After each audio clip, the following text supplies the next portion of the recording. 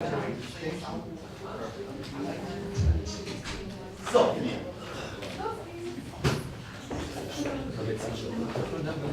Hello. How are you doing? All right. So. Hello, sir. Nice to meet you. You nervous? A little bit. Okay, good. So, hallo und herzlich willkommen im Namen von 20th Century Fox zur heutigen Pressekonferenz von Marvels neuem Film Deadpool. Welcome on behalf of 20th Century Fox to the press conference for Marvel's Deadpool. My name is Benjamin Trumpf, Ben the Beat, Kiss FM, German radio station. We have an awesome guest for you today. I'm a little bit nervous to meet this guy. Really?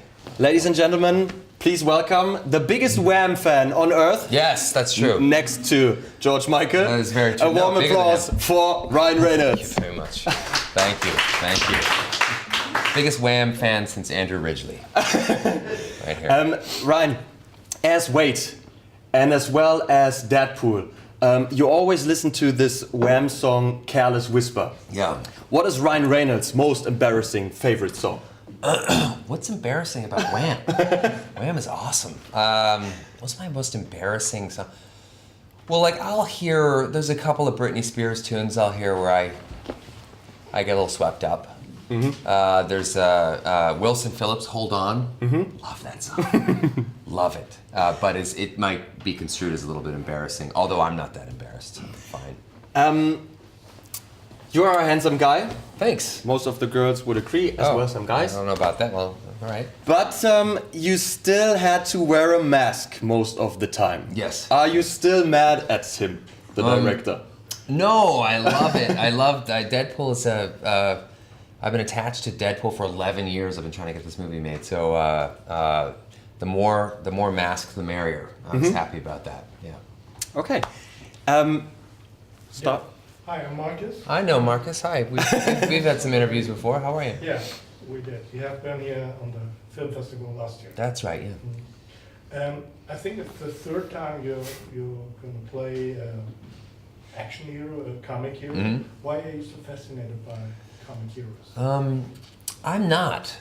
It's a genre. I mean, it's like playing comic book heroes these days is like saying, "Oh, you're in a drama," or "Oh, you're in a comedy," or But Deadpool, I've been fascinated by for a long time. Deadpool, I've been attached to for 11 years, and every time I tried to get it made, and everything I did to get it made, the door kept closing in my face. So it was an aggregate. It was a very slow build toward getting to where we are now, and it's a dream come true. I've been fascinated with this character for a very, very long time, and the fact that I got to actually play him the proper way is pretty amazing. Okay, can you elaborate on that? Why is the door slammed at you for? For a lot of different reasons.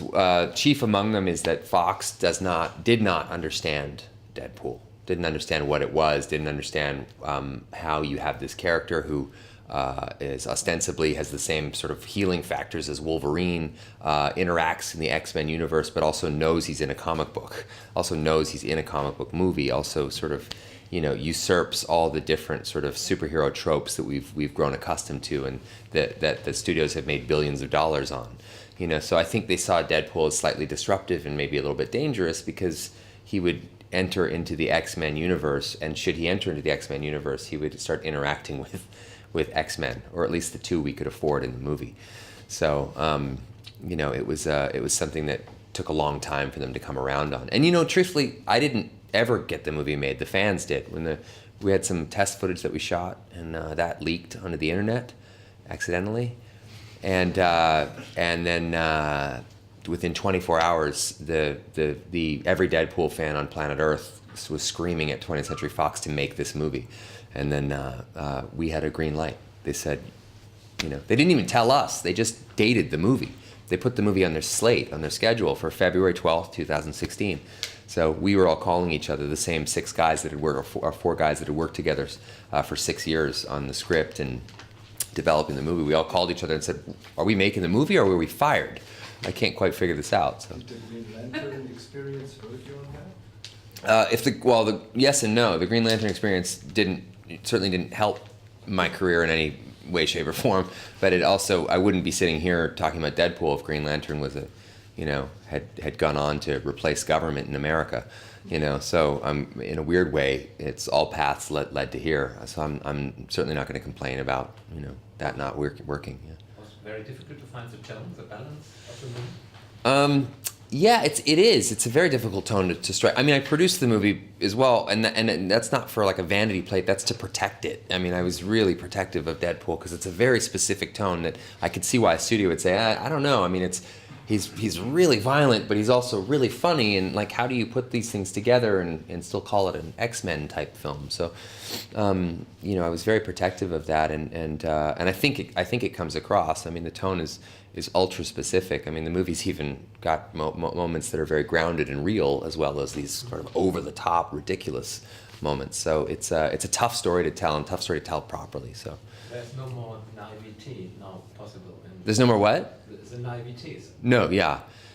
It's he's a very knowing character. I mean, he's that the trick about Deadpool, the hardest thing to pull off is that everything in the movie should feel like a traditional superhero film. The only one that's in on the joke is Deadpool. So I always ran into trouble when we were making the movie, and the composer might make the music super ironic or super kind of funny, and I'd say no, like, make it epic, make it sweeping, pretend this is Captain America, make this guy feel like a hero. He's the one. Deadpool pulls the rug out each time. So it was very specific tonal things like that needed to be addressed all the time. Do you have something like that in you in a way? I mean, yes, I do. Sixth sense of humor. Well, I'm an absolute sicko, and people that know me will say that Deadpool found me. I didn't find Deadpool. Someone said to me, 11 years ago, they said, "You're Deadpool," and I said, what do you mean? And he said, "You're Deadpool. If they ever make a Deadpool movie, you're Deadpool." And that person is the guy that introduced me to it. He sent me all the comics. And the first comic I read had my own name in it. Deadpool said I look like Ryan Reynolds crossed with a Shar-Pei. So I was like, well, this is interesting. I devoured them, and I've been kind of obsessed ever since. So he's a bit of an alter ego for me. Let's go on with that. Volker from Filmszene. Hi there. You mentioned the comics. Since you played Deadpool, or a guy called Deadpool in the Wolverine movie 10 years ago, the popularity of the character has increased immense, I think. There are different comic books coming out every month, and it's so popular. How familiar are you with the comics? And when did you realize that Deadpool began to become something very special and unique? Well, he's always been special and unique, I think. I mean, he's been around 25 years. He's one of the biggest, highest-selling comic books ever. And it's unusual that you'd have one that's been that popular for that long that hasn't had a feature film devoted to him. So it's kind of it's sort of like Iron Man. When Iron Man came out, you go, oh, naturally you would do an Iron Man movie because the comic is very popular. So it was an odd situation. But I know the comics intimately. The newest, the variant stuff, I don't know as well, just because there's a lot of it. I mean, Deadpool shows up in legislative materials in the government house. I mean, they're like, he's everywhere. So it's hard to kind of keep track of it all. But yeah. You were probably often cast also for your good looks. Was it like liberating to be the ugly guy for a time? Yeah. I mean, I don't know. It's always liberating to wear a mask and to hide behind prosthetic makeup and that sort of thing. So I love that stuff. That stuff is every actor loves playing dress up like that, losing yourself in a character and having fun. So Deadpool filters, not to get too deep with Deadpool, but he filters all his pain through a prism of comedy, of humor. So I love that. I relate to that. I've done that since I was a little kid. I'm the youngest of 4 boys in my family, so I was never going to win anything with my fists. I had to win it with my mouth, and that's, I think, essentially Deadpool as well. So, yeah. The second row. Claudia here. Hi, Claudia. You shot in Vancouver. Yeah. Was it easier because for you it was like homecoming and get Barrett Bridge, I think, sort of closed for you? Yeah. Was it easier, or was it more tough that the expectations were higher? No, it was great. I got to see my family. I got to see, I got to shoot in my beautiful home city. I loved it. It was tough because, I also became public enemy #1 in Vancouver. I mean, we would shut down streets to shoot the movie, and the cover of the paper would always be, "Goddamn Ryan Reynolds ruining our fucking traffic," so it was a little scary for that reason. But otherwise, I would love to get to shoot there again if we get to do another one of these. Second. Third row. Patrick. Hi, Patrick. We talked about the humor of the film before. For me, it was similar or more closely to something like The Voices, which was a Oh. lovely, weird little film. Yeah, shot here. I lived in this hotel for 2 months. Yeah, I loved it. So I was wondering, is that your sort of humor? What makes you laugh? Other than Deadpool? God, what makes me laugh? I think that definitely. Meta humor makes me laugh. Like self-referential humor and referential humor makes me laugh. So pop culture stuff always makes me laugh. So that's sort of why Deadpool's always been a kind of an alter ego. I could always kind of conjure weird pop culture references at the almost like at the touch of a button. So yeah, that kind of stuff always makes me laugh. Any funny films you've seen recently? Funny films. The last funny film I saw, I don't know if it traveled over here. I know it came out here, but I don't know if they loved it here the way they loved it in America. But I like Trainwreck. I thought it was really funny. I liked that it sort of felt like a warped Woody Allen movie as well. It was pretty great. The guy with the bass cap. Hi, it's Tom Brady. I'm live over here. Hi, Tom. Kick-ass movie. Thanks for that. Yeah, That's thanks. The best Marvel Entertainment since Iron Man 1, I guess. Oh, great. Wow, that's high really, praise. really. Thanks for Thank showing you. that red is definitely the better green. Yeah. And do you think that it was like about time for Marvel to go that step further into a badass direction, away from that shiny superheroes we used to know? And I read you got some seriously damaged over the shooting. Yeah. Some ass kicked yourself. Yeah, you get beat up in these movies. You can't really moan about it too much. So that's part of the job. But yeah, you get pounded a little bit. I'm 39, so falling down isn't hilarious anymore. It's just falling down. But you always got to get back up and you got to shrug it off and enjoy your job. But to answer your first question, I'm really excited that we get to introduce a Marvel character that's under a rated R banner. Not just because I want people to be shocked and entertained at the same time, but I think it allows us to expand that universe a little bit.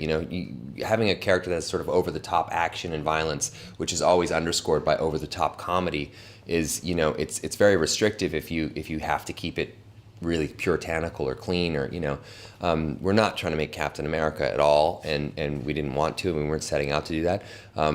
That said, we had the laser hair removal budget of a Captain America movie, so we had a lot less money to work with in order to make the movie, but that was fine by us because that gave us complete autonomy. We got to go and make the exact movie we wanted to make, and for us that was the best part of it, And we also, our director's a visual effects artist, so he was able to squeeze $10 out of every dollar. So I felt like he made the movie look as big and as expansive as an Avengers film, but we shot it on a fraction of the budget. So, yeah. Last row. Okay. Hi, I'm Lisa. Hi, Lisa. You look like a very sporty person. Oh. Have you done a lot of stunts by yourself, or is it more fun playing action scenes than others? Or? I love scenes. I love all scenes, but I do like the action stuff. I'm competitive that way a little bit. So. And I'm quite specific about it, especially in Deadpool, is most of the action is very character based. So if I did have a stunt double try something, usually I would also try it.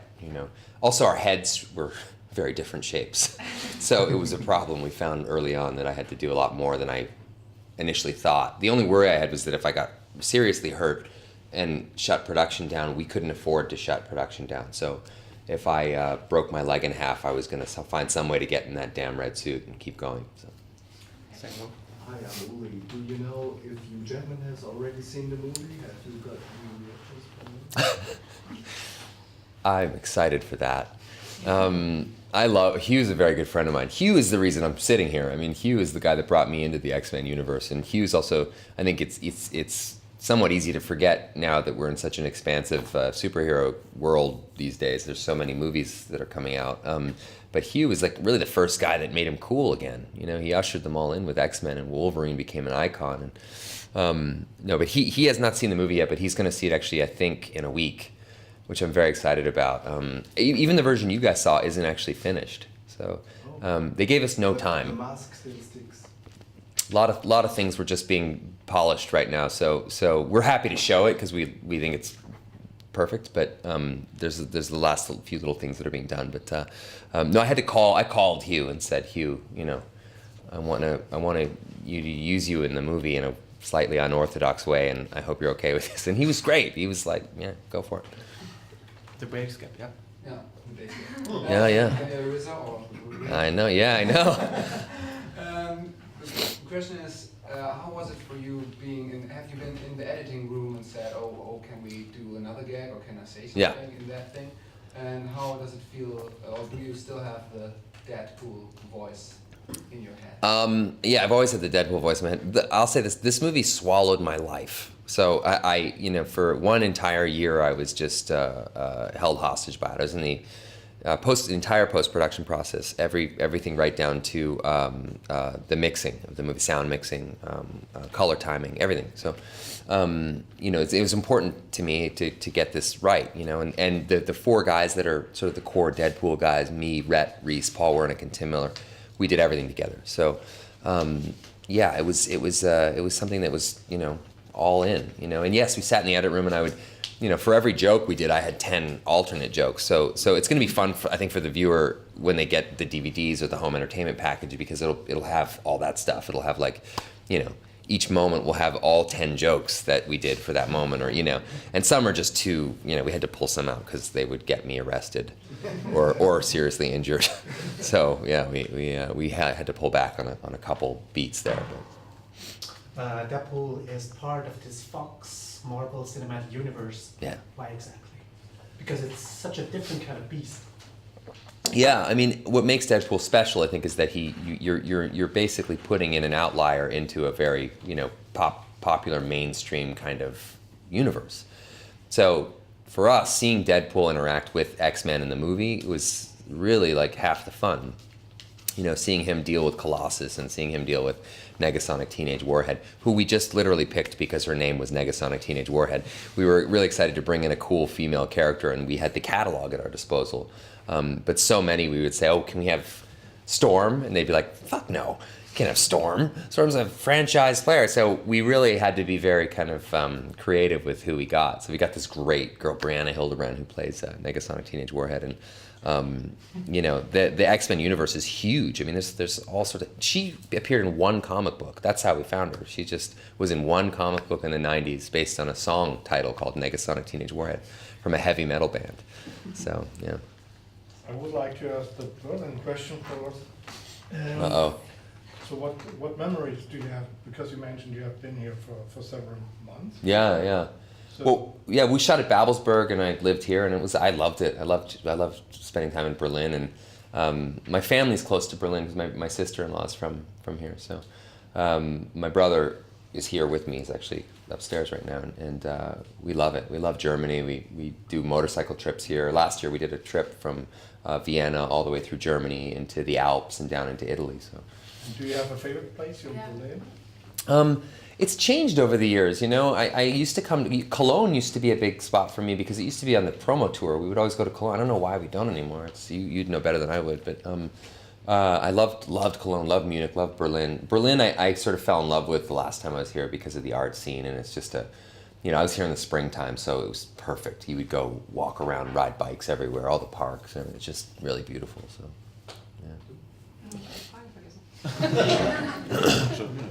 yeah. Yeah. Because you mentioned it in the beginning that it, in a way, we were wondering why it took so long, but in a way I'm wondering more why you haven't made it at all, in a way, because it's a really good story. I mean, that you, not because it's bad in a way, of course, but it's an unusual story to make a trailer, to have an obsessed actor who want to really do it and then really go into a studio. Yeah, it was the worst relationship I've ever been in. It was on again, it was off again. Sometimes we would sleep together, sometimes we'd cuddle.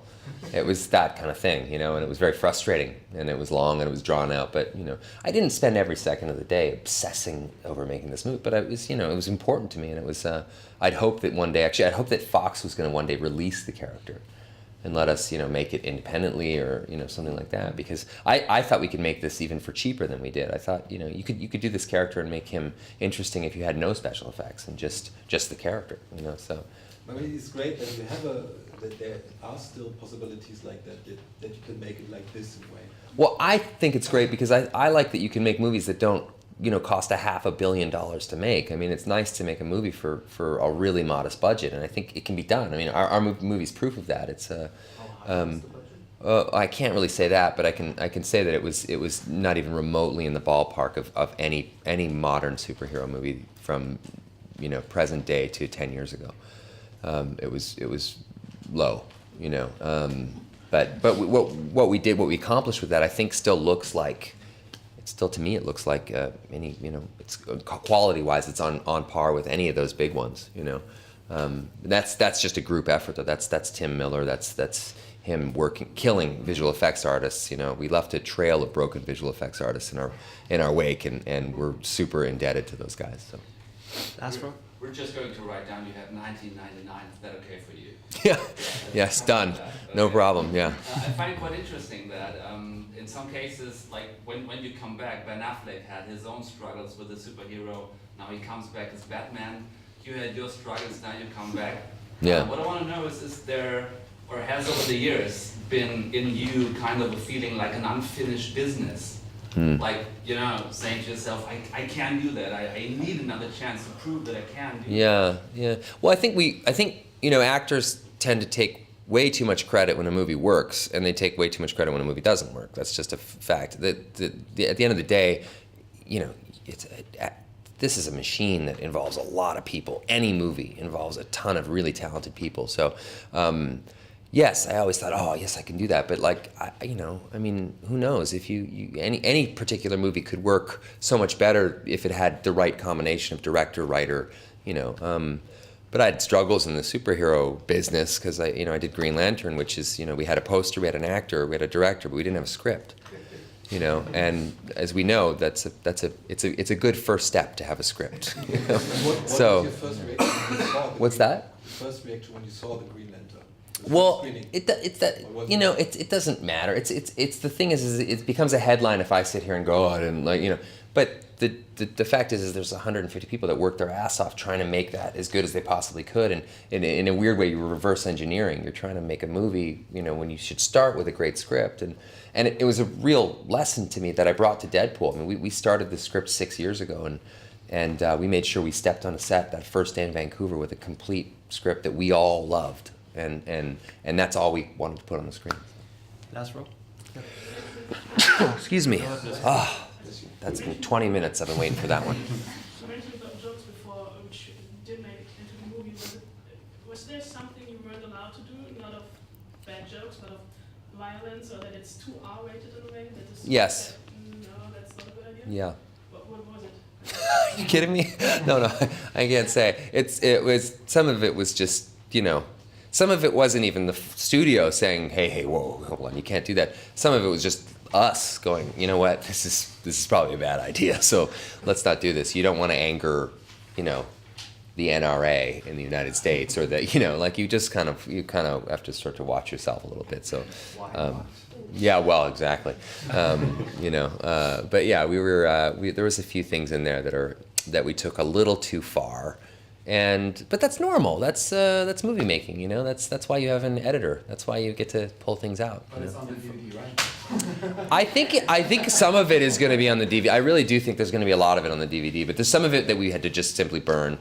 But that's fine, What is Ryan Reynolds' superpower? My superpower? Oh wow, that's mine's really not sexy. Mine's not changing. I'm pretty good at changing diaper. Now I'm good at changing a diaper of a baby that is running, which is hard. But no, my superpower is not sexy at all. I'm a good traveler. Yeah, I don't have a lot of luggage. That's really the least sexy superpower you could ever have. Yep. As long as you're wearing a mask most of all the movie, what's the appealing thing for women for that?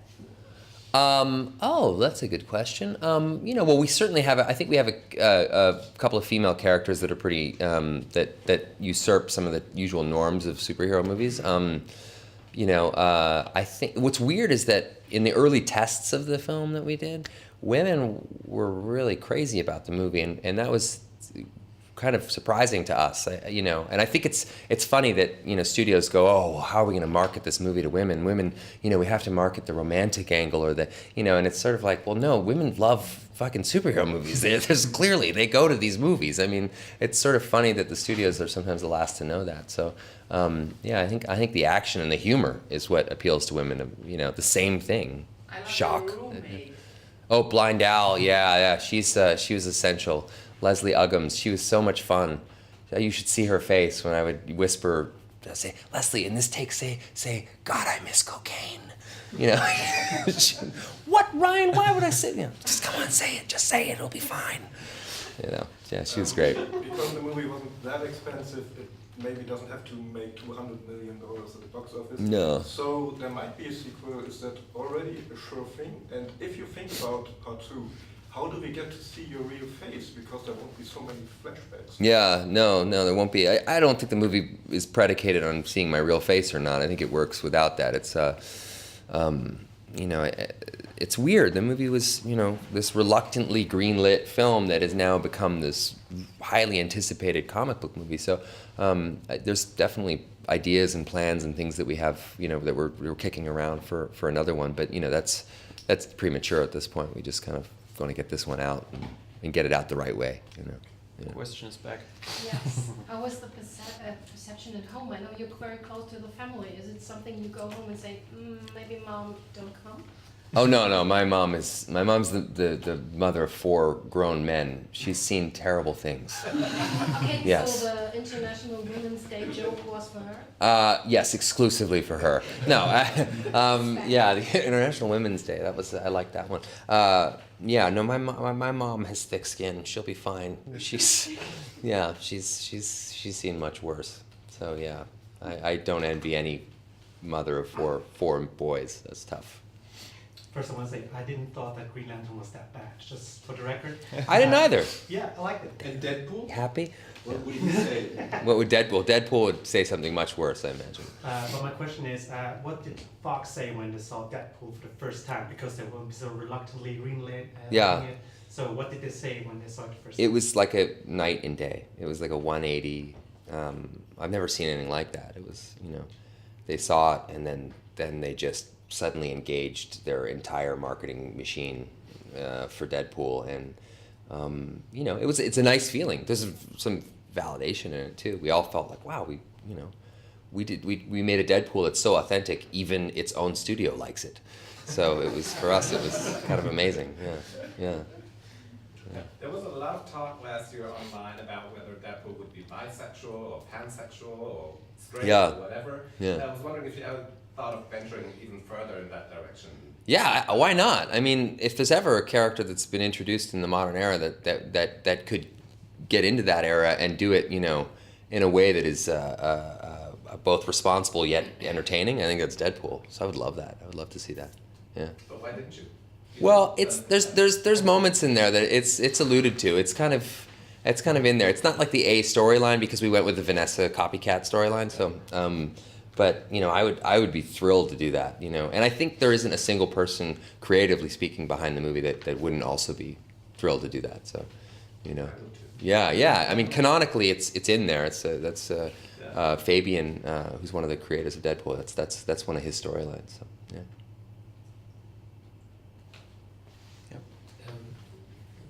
How angry was the actor about the producer? Because you're both. Yeah. Because as an actor, you want to do everything, and as a producer, you say there are limits to what we can do. Yeah, what a diva that actor was. No, I like, you know, the whole thing sort of bucked all tradition. You know, it was like everybody involved on the ground, you know, all of us that were making the movie, we just all wanted to make the best Deadpool movie. So it was a weirdly harmonious set. I think the studio thought that when we went away to go shoot the movie that we would be the sort of the troubled movie over there, but we actually came in under budget and on time. So was it really visualized in a big style? You didn't know what you were doing on set.